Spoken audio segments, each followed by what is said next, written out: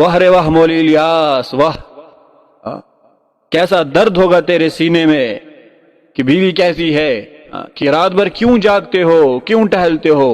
اور حضرت فرماتے ہیں اگر تجھے پتہ چل جاوے تو جاگنے والا ایک نہیں دو بن جائے۔ کیسی کڑن تھی تیرے سینے میں کہ آخری ایام میں بھی دعوت کی رٹ لگائے تھے، کہ جب ڈاکٹروں نے بولنے سے منع کر دیا تھا اس وقت بھی کہتے تھے اگر میں اس دعوت کو بولتے بولتے مر گیا تو میں خوش قسمت ہوں۔ یہ ان میں درد تھا کہ امی بھی جو مولانا الیاس کی نانی تھی، بڑی رابعہ سیرت بی بی، بڑی نیک زاہدہ، فرمایا کرتی تھی اختر الیاس مجھے تجھ سے صحابہ کی خوشبو آتی ہے، کہ صحابہ والا غم سینے میں تھا۔ کبھی فرماتی کہ تیرے ساتھ مجھے صحابہ کی صورتیں چلتی پھرتی نظر آتی، کہ حضرت شیخ الہند مولانا محمود حسن رحمت اللہ علیہ فرماتے تھے جب مولوی الیاس کو دیکھتا ہوں تو مجھے صحابہ یاد آ جاتے، کہ اصل میں کیا تھا کہ غم تھا، زبان میں لکنت، وزن 30 کلو، کہ حتیٰ کہ امت کی فکر میں گلتے گلتے آپ کے جسم کی کھال ہڈیوں سے لگ گئی تھی، کہ آخری ایام تھا۔ مولا علی میاں ندوی رحمۃ اللہ، مولا منظور نعمانی صاحب، یہ سب حضرات موجود تھے۔ حضرت کے پاس آئے، حضرت نے فرمایا کیوں آئے ہو؟ کہ حضرت آپ کی عیادت کے لیے آئے ہیں۔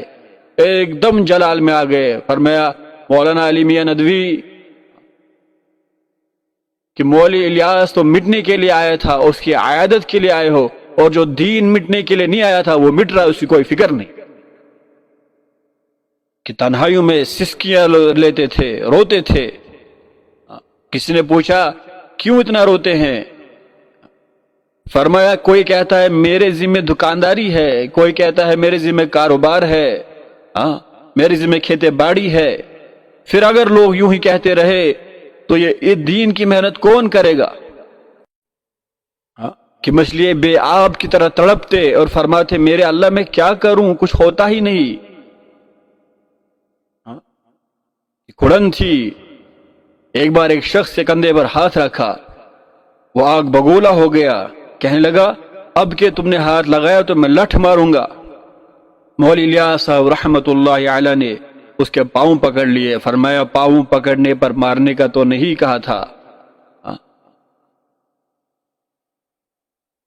کہ مرتے مرتے بھی اس امت کی فکر، اس امت کی کڑن۔ جب انتقال ہوا اور غسل دے رہے تھے تو اعضائے سجود جو سجدے میں جو اعضا پڑھتے تھے کہ لوگ خوشبو لگا رہے تھے، تو حاجی عبد الرحمن صاحب نے فرمایا کہ بھائی اس پیشانی پر اچھی طرح خوشبو لگاؤ، یہ گھنٹوں سجدوں میں ٹکی رہتی تھی، اس امت کے غم میں، اس امت کے کڑن میں۔ کہ انتقال کے بعد مولانا محمد یوسف صاحب رحمۃ اللہ علیہ کہ حضرت شیخ فرماتے تھے کہ نسبت منتقل ہو گئی مولوی الیاس کی مولا یوسف صاحب میں، وہی درد، وہی کڑن، وہی غم، 18 گھنٹے بولنے والا آدمی۔ ہم نے اس کام کی عظمت کو سمجھا نہیں، ہمارے بڑوں کی قربانیوں کو سنا نہیں، دیکھا نہیں، پڑھا نہیں، تو اس کی عظمت نکل گئی۔ میں نے خود اپنے کانوں سے حضرت مولانا عمر پالم پوری رحمۃ اللہ کے خادم سے سنا ہے کہ حضرت ہر رات میں 4.5 گھنٹہ امت کے لیے روتے تھے۔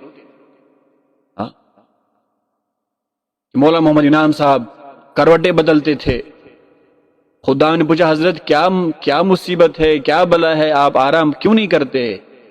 حضرت نے فرمایا روتے روتے کہ دین کے دشمنوں نے ٹھان رکھی ہے کہ جہاں یہ کام ہو رہا ہے وہیں پھوٹ ڈالیں گے۔ یہ کڑن، یہ غم، اسی میں ہمارے اکابرین کا انتقال ہوا ہے۔ یہ کام ایسے نہیں چلتا، یہ کام پہلے تبلیغ والے کہتے تھے کہ کھیت مانگتا ہے پانی، یہ کام مانگتا ہے قربانی، کہ قربانیاں بڑھیں گی تو یہ کام اتنا شرح صدر ہوگا، اس کام کی بصیرت کھلے گی، اس کام میں کتنی طاقت ہے وہ کھلے گی، ہمیں اس کا اندازہ نہیں ہے۔ ایک بار ہم بیٹھے تھے، ڈاکٹر صاحب کے پاس ایک شخص آیا کہ حضرت فلاں ملک سے ایک صاحب نے سلام بھیجی، تو ڈاکٹر صاحب نے جواب دے دیا۔ پھر ایک شخص آیا کہ حضرت انڈونیشیا سے سلام آئی، پھر جواب دے دیا۔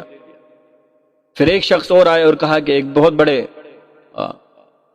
بزرگوں میں ہے، انہیں سلام بھیجی، تو حضرت جلال میں آ گئے۔ تو حضرت نے اپنا ہاتھ اٹھایا، ہاتھ تھرتھرا، آخری عمر میں تھرتھراہٹ تھی جسم میں، تو ہاتھ اٹھاتے اٹھاتے کہا یہ نہیں دیکھتے ہم نے ہڈیاں گلائی ہیں اس کام میں، سلام نہیں بھیجیں گے تو اور کیا کریں گے۔